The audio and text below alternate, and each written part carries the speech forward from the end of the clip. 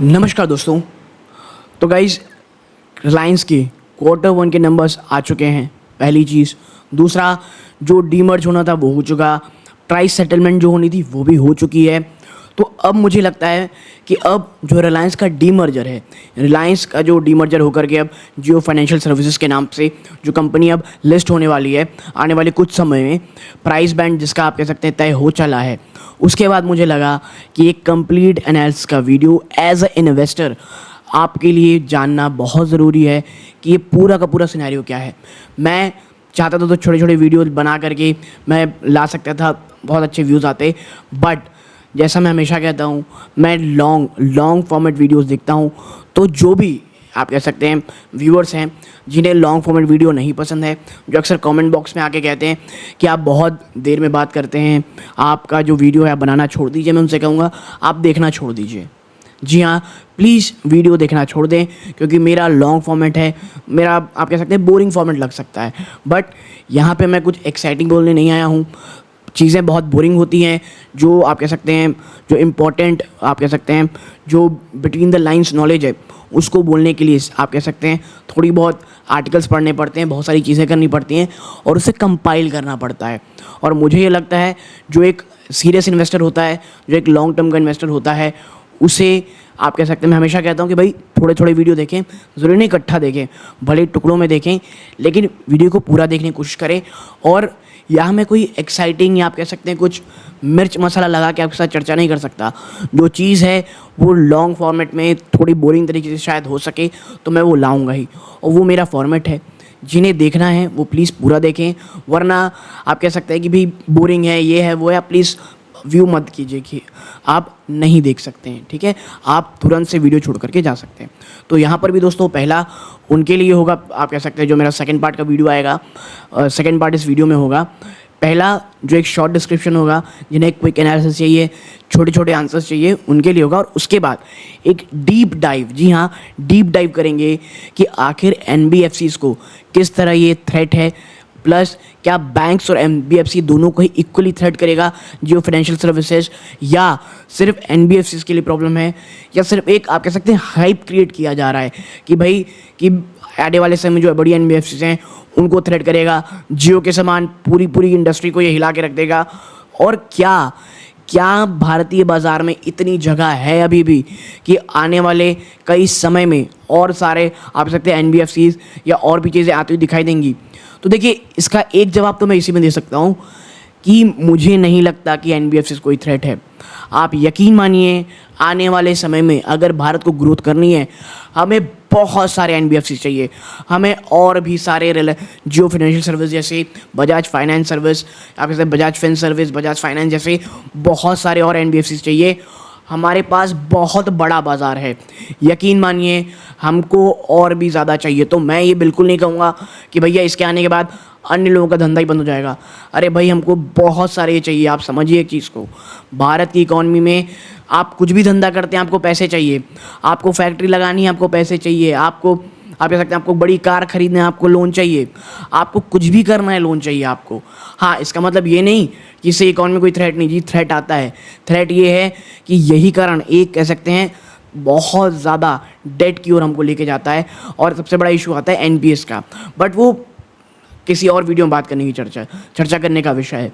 यहाँ पर मेरा मेन फोकस है एनबीएफसी को क्या वाकई थ्रेट है, और जियो फाइनेंशियल सर्विसेज कैसे अपने बहुत बड़े डेटा, अपने शानदार टेक्नोलॉजी का उपयोग करके अन्य फाइनेंशियल सर्विस कंपनी से बहुत सारा बिजनेस छीन सकती है। तो ऐसे बहुत सारे सवालों के जवाब इसे एक वीडियो में मिलेंगे। वीडियो काफ़ी लंबी होगी।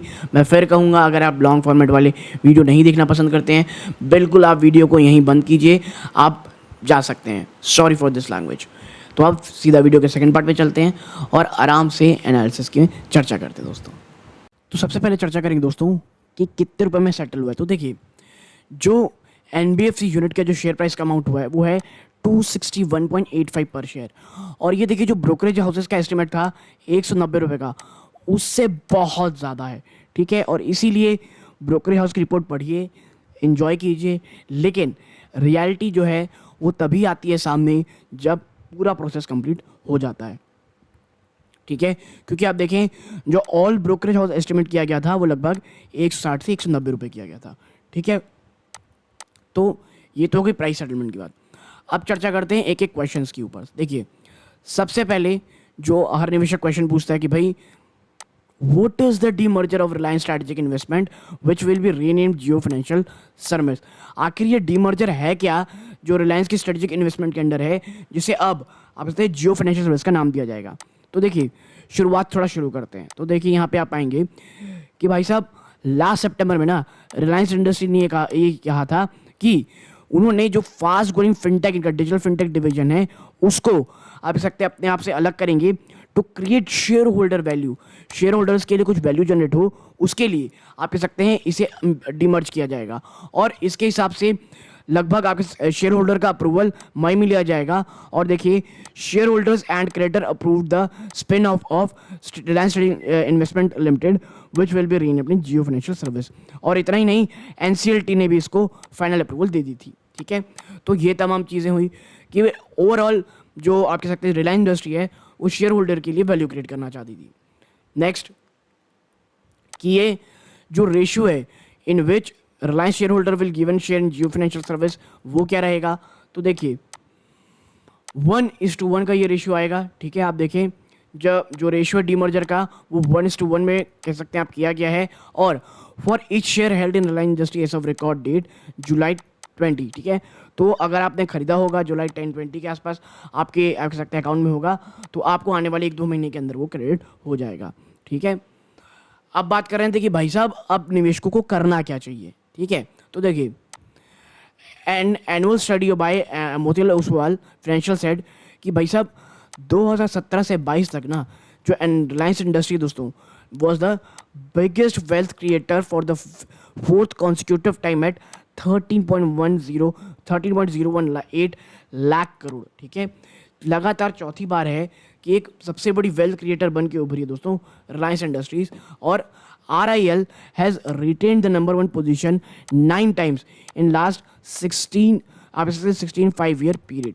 ठीक है, तो ये काफ़ी अच्छी चीज़ भाई कि शेयर होल्डर लोगों ने, निवेशकों ने काफ़ी शानदार पैसा बनाया है। और देखिए, ये बनाया तो है, और this gives a clear picture of how Reliance Industries creates wealth for its investor.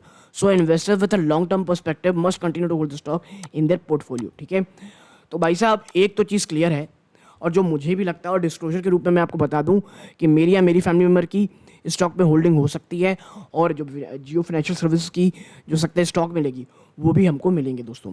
ठीक है, तो और मैं हमेशा कहता हूँ, इससे लगभग 1-2 हफ्ते पहले मैंने एक रिलायंस इंडस्ट्रीज के ऊपर ना काफ़ी एक बड़ा एनालिसिस किया था, और मैंने कहा था जिससे इंडिया में भरोसा है, हु थिंक्स कि इंडिया की आने वाले समय में ग्रोथ स्टोरी बहुत अच्छी होगी, वो रिलायंस में ज़रूर निवेश करें।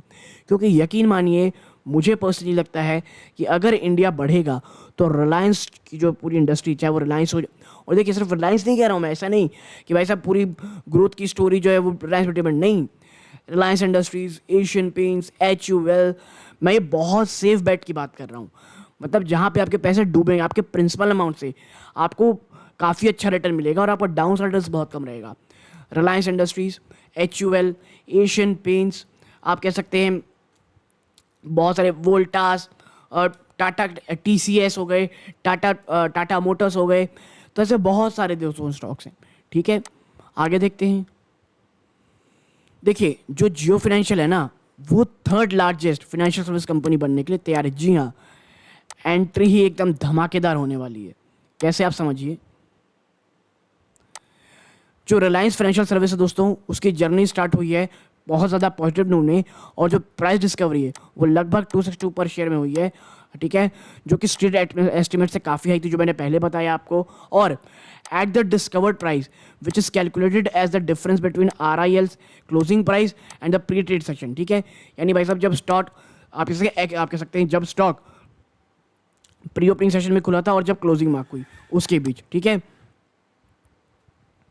तो उसके बाद देखेंगे तो जो टेम्परेरी मार्केट कैपिटलाइजेशन है GFS का आया है दोस्तों, वो 1,60,000, जी हाँ दुनिया का 1,60,000 से भी ऊपर आया। यानी ऑलरेडी जियो फाइनेंशियल सर्विस कंपनी अब इंडिया की तीसरी सबसे बड़ी कंपनी बन चुकी है एनबीएफसी, ठीक है।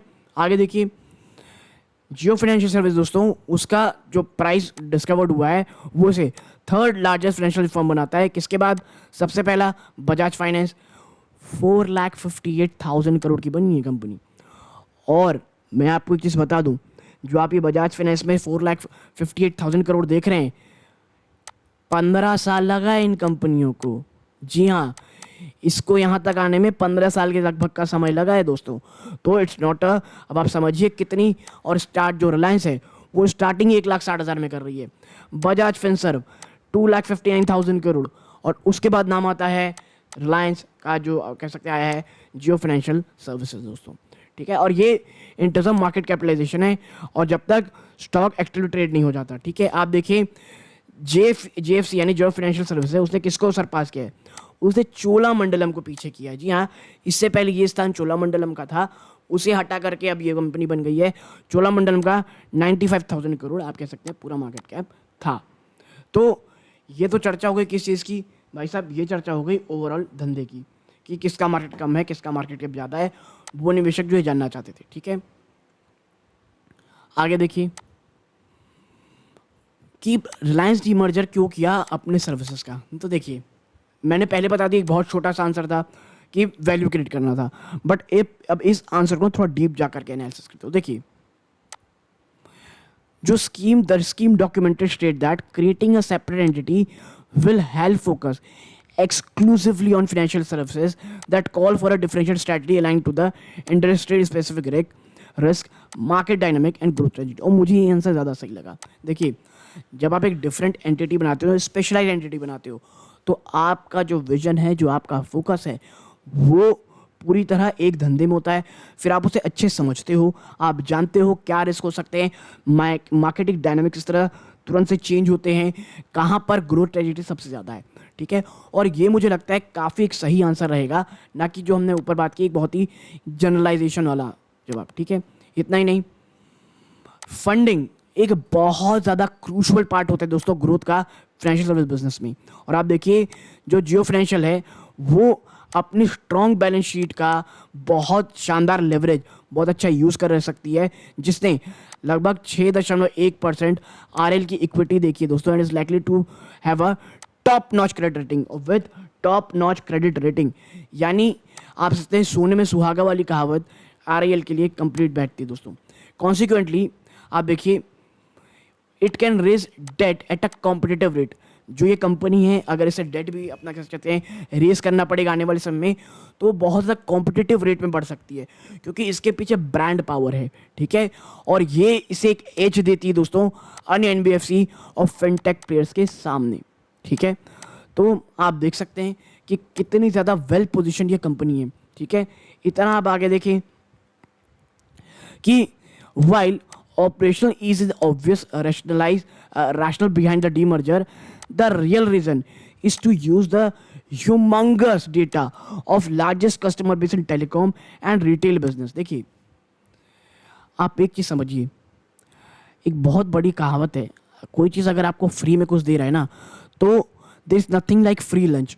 तो शायद आप ही उसका आप कह सकते हैं डेटा कहना चाहिए एक बहुत अच्छा है कि आप ही उसका बिजनेस। देखिए करेंटली रिलायंस इंडस्ट्रीज के पास इतना ज़्यादा डेटा है, इतना ज़्यादा डेटा है, इतनी ज़्यादा शानदार टेक्नोलॉजिकल एडवांसमेंट है, जो डेटा हमने इन्हें इनके टेलीकॉम इस्तेमाल करके इनके रिटेल बिजनेस पे जा करके इन्हें डेटा दिया है, वो हर एक चीज़ जानते हैं आज के समय आपके बारे में। आप किस तरह खरीदते हैं, आप कौन से कपड़े पसंद करते हैं, आप कह सकते हैं आप कौन सी चीज़ें ज़्यादा देखते हैं, आप कौन सी जगह पे आप ज़्यादा आपका माइंडसेट जाता है। और इसके साथ अगर टेक्नोलॉजी जुड़ जाती है ना, आप यकीन मानिए आपके सामने एक बहुत ही शानदार फाइनेंशियल कंपनी आपको देख रही है, ठीक है। आगे बढ़ते हैं, आप देखें तो देखिए इन्होंने भी आगे यही लिखा है कि GFS will leverage the technological capability of the group or focus on delivery of financial product through GFS Reliance has set it's site on the high yielding retail lending business. और देखिए, आपको पता है रिटेल लेंडिंग कितना शानदार आप कह सकते हैं रिटर्न देता है। 18% जो आप कह सकते हैं रिटेल निवेशक हैं वो इंटरेस्ट पे कर रहे हैं आपके समय में। तो आप समझिए, आपके पास रिलायंस डिजिटल है, आप रिलायंस रिटेल जाते हैं, आप पास हर जगह जाते हैं, आप कल को आपको पता चलेगा कि भाई जो रिलायंस रिटेल आप सामान जाते हो, अगर आप जियो फाइनेंशियल सर्विस का इस्तेमाल करते हो, आपको ज़ीरो कॉस्ट में पे करने मिलेगा। आपके राशन का सामान, जस्ट थिंक अबाउट इट, आपको 10,000 रुपये का सामान आपने लिया, आप यहाँ 3,000 का सामान ले रहे थे, आप 8-10,000 का सामान लेंगे और इसको आप नो कॉस्ट EMI में पे कर सकते हैं। ये कितनी शानदार चीज़ होगी। एवरेज प्राइस जो आप कह सकते हैं एवरेज स्पेंडिंग कस्टमर की वो कितने हद तक बढ़ जाएगी। मैं एक बहुत छोटा एग्जांपल देख रहा हूँ। तो और इसके साथ आपको बहुत सारे पॉइंट्स, बहुत सारी सी चीज़ें मिलेंगी जो न सिर्फ रिलायंस आप कह सकते हैं रिलायंस मार्ट में यूज़ कर सकते हैं, आप रिलायंस की जो भी चीज़ यूज़ कर सकते हैं, जो भी चीज़ यूज़ कर रहे हैं प्रोडक्ट उस पर यूज़ कर सकते होंगे। आप समझिए कितनी ज़्यादा आगे चले जाएगी ये कंपनी। ठीक है, सबसे बड़ा सवाल निवेशकों के मन में, क्या जियो फाइनेंशियल सर्विस जियो टेलीकॉम का सक्सेस कह सकते हैं रेप्लिकेट यानी दोहरा पाएगी फाइनेंशियल सर्विसेज में। देखिए, रिलायंस जियो ने अपना कह सकते हैं रिलायंस टेलीकॉम बिजनेस 2016 में लॉन्च हुआ और ये अब ऑलरेडी लार्जेस्ट प्लेयर बन चुका है दोस्तों इस term subscriber in the industry. इतनी पुरानी पुरानी वोडाफोन, एयरटेल और पता नहीं क्या क्या कंपनी उसने बर्बाद ख़त्म करके, मैं कहूँगा ख़त्म, मैं जब कह रहा हूँ मैं फर्स्ट टाइम की बात कर रहा हूँ, ठीक है, उनको हटा करके खड़े हुए। जियो ने टेलीकॉम स्पेस को बहुत बुरी तरह बर्बाद आपसे हिला कर रख दिया, डिस्टर्ब किया through it's aggressive pricing strategy. But ये सेम चीज़ ना JFS यानी जियो फाइनेंशियल में आप यूज़ नहीं कर सकते। रीज़न क्या है, जो फाइनेंशियल सर्विस बिजनेस हो ये बहुत ज़्यादा रेगुलेटेड है और इसमें ह्यूज लाइसेंस रिक्वायरमेंट है। आप यहाँ पे कुछ का कुछ नहीं कर सकते हो, यहाँ के नियम बहुत टाइट हैं, आपको बहुत ज़्यादा कह सकते हैं आपको बहुत नियम के अंतर्गत काम करना पड़ेगा। और यहीं पे बात आती है, आप इनके जो मैनेजमेंट है फॉर्मर कैग, जी हाँ फॉर्मर कैग, कई कई जगह पे बड़े बड़े इंस्टीट्यूशन के ऐसे ऐसे लोग हैं जो आपने नाम भी नहीं सुने होंगे। मैं चाहता हूँ आप कभी जाएं ना तो उनके बारे में पढ़ें, तब आपको समझ में आएगा कि ये जो रेगुलेशन को लेकर के इश्यूज़ है ना, ये कह सकते हैं आप अंबानी को ही पता है, इसीलिए उन्होंने ऐसे ऐसे नाम रखे हैं कि जो उस पूरे सेक्टर में जो लूप है वो यही निकाल सकते हैं। ठीक है, तो ये तमाम चीज़ें हैं। ठीक है, देखिए कहा यह जा रहा है कि ये जो इतनी बड़ी चीज़ें हैं इससे बैंक तो बहुत ज़्यादा प्रभावित नहीं होंगे, हाँ NBFCs बहुत ज़्यादा रिस्क में आ जाएंगे। ठीक है, ऐसा क्यों कहा जा रहा है आप देखें, देखिए the funding cost will not be an advantage as is unlikely to get a banking license given the RBI stance of not granting banking license to big business group। ठीक है, और यहीं पे बात आती है, देखिए ऑलरेडी RBI ने एक स्ट्रेटजी बना रखी है कि भाई ये जो बड़े आप कह सकते हैं बिजनेस हाउसेज हैं, अब अंबानी अडानी, ये लोग ना खुद का बैंक नहीं खोल सकते हैं, इसीलिए जियो फाइनेंशियल सर्विस को बैंक का लाइसेंस मिले ऐसा अभी तक नहीं लगता है। हाँ, it can give stiff competition to NBFCs on the back of its online large distribution footprint of Jio and retail store and offline unique digital infrastructure। तो बैंक को नहीं, ये जो NBFCs है उसे आराम से ये आप कह सकते हैं कंपटीशन दे सकते हैं, और जो मुझे लगता है कंपटीशन ये देंगे। ठीक है, देखिए जो सबसे इंपॉर्टेंट चीज़ है जियो फाइनेंशियल में, उसके बाद बहुत शानदार ड्राई पाउडर यानी असला बारूद है जिससे अपने लैंडिंग बिजनेस को बढ़ा सकता है। JFS का अभी करंटली जो आप कह सकते हैं नेटवर्थ है वो 27,464 करोड़ है फाइनेंशियल 22 का, but it can leverage the balance sheet using जो अब 6.1% की इक्विटी आ चुकी है स्टेक के बाद RL की, जो कि 1 लाख करोड़ से भी ज़्यादा का है। The capital and strong parentage of JFS a significant head start in a capturing the non-NBFC to the extent that it can serve few NBFCs। देखिए बजाज फिनसर बजाज फाइनेंस को करेगी ये नहीं पता मुझे, लेकिन सबसे बुरा असर पड़ेगा जो अभी ना निचले स्तरों की जो छोटी मोटी थी उन्हें अपने अंदर ग्रहण कर जाएगा। ठीक है, यही एक बहुत बड़ा इशू देखने को मिलेगा। ठीक है, और सबसे बड़ा प्रॉब्लम फिनटेक को, जो फिनटेक कंपनियां हैं जो आप कह सकते हैं पैसे बांट रही थी, सबसे ज़्यादा हीट उनके पास आएगी, ये कहा जा रहा है। ठीक है, आप देखें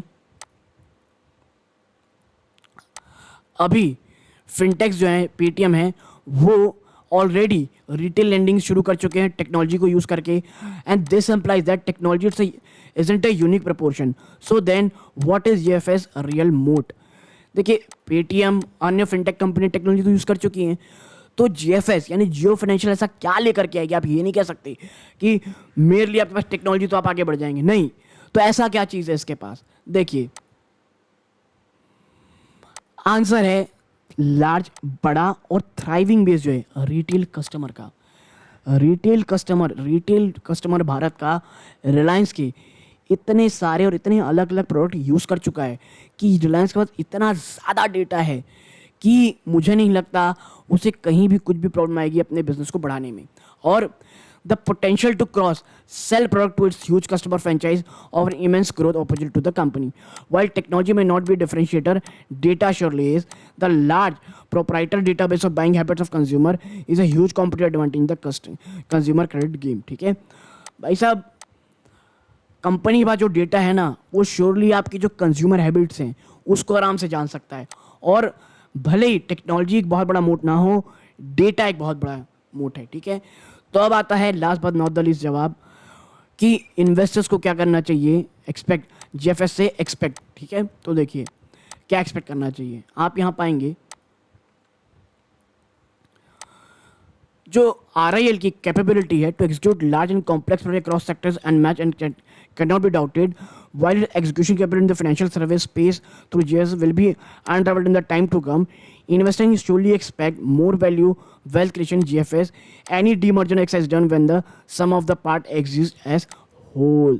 ठीक है, मतलब आप समझिए जियो फाइनेंशियल से भी आने वाले समय कुछ चीज़ें अलग हो सकती हैं। ये मैं आने वाले 5, 8, 7 साल की बात कर रहा हूँ। जब मान लीजिए लेंडिंग करते हैं तो उसके बाद अलग अलग चीज़ें होती हैं कि भाई साहब हम, आप कह सकते हैं एनबीएफसी तो हैं, लेकिन हम रिटेल क्रेडिट की ओर सिर्फ जाएंगे, हम कार लोन्स की ओर जाएंगे। मैं जवाब दे रहा हूँ, जब ये बढ़ेगी तो एक चीज़ तो श्योर है कि ये आपको पैसा बहुत ज़्यादा बना के देगा। ठीक है, इतना ही नहीं, आप आगे देखें, इतना ही नहीं, और not to forget that along with execution capabilities, RIL in the past has demonstrated its capability to timely monetize new business. और जितनी सारी एक्टिव है ना दोस्तों, ये कंपनी की मैनेजमेंट, वो अपने आप में बहुत शानदार है, और अपने नए बिजनेस को मोनेटाइज किस तरह से करना है ये रिलायंस जानती है। While the disruption in the financial may seem a tough task, GFS can surely replicate the monetizing success of Jio Telecom in financial services. ठीक है, हाँ, क्या कंपनी को कोई प्रॉब्लम नहीं? ऐसा नहीं है, इसको जियो टेलीकॉम जैसे सक्सेस पाना बहुत टफ होगा दोस्तों, लेकिन हाँ, ये एक काफ़ी सक्सेसफुल बिजनेस कर सकती है, ये श्योर है। आगे है, आप पाएंगे यहाँ पे that Jio money has flown in from sovereign wealth funds. ठीक है, क्या हुआ था जियो टेलीकॉम में ना, जो पैसे आए वो सोवरेन वेल्थ फंड से आए, Mubadala, ADIA, private equity, KKR, TPG, General Atlantic और स्ट्रेटेजिक इन्वेस्टर फेसबुक से। और GFS could also attract different set of investment strategic partner lending to value unlocking। और यही काम वो जीएफएस में भी कर सकते हैं भाई साहब, कि और भी पैसे आ जाएं अपने आप को आगे बढ़ाने के लिए, और वो पूरे के पूरे बाजार को डिस्टर्ब कर सकें दोस्तों। ठीक है, तो मुझे लगता है काफ़ी सारे सवालों के जवाब इस एक वीडियो में आपको मिल चुके होंगे, और अगर ये वीडियो आपको अच्छी लगी हो, वीडियो को लाइक करके चैनल सब्सक्राइब कीजिएगा। ये इस वीडियो का अंत है। जय हिंद।